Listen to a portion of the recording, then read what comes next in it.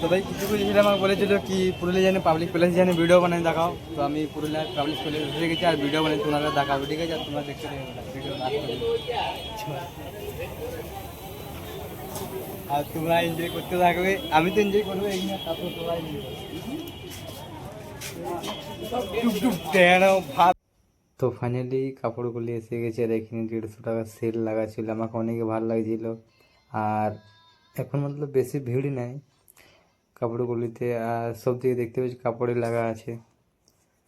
আসবো আরও আসবো, আর পুরো পাবলিক প্লেসে ভিডিও বানাই তোমরা দেখাবো, ঠিক আছে ভাই? ভিড়ে আর তোমরা দেখতে থাকবে। তো এখানে আমাকে অনেক অনেক ভালো লাগছিল। সবাই বলছিল কি এখানে ভিডিও বানাচ্ছি করছি বলছিলি, তখন হ্যাঁ ভিডিও বানাচ্ছি করছি।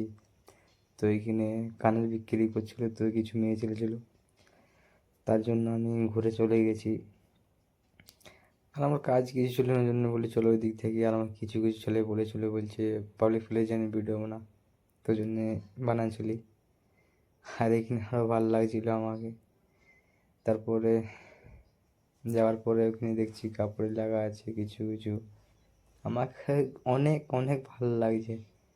দেখতেই পাচ্ছি কেমন করে বলছি। আর যারা ভিডিও টাটা বাই বাই।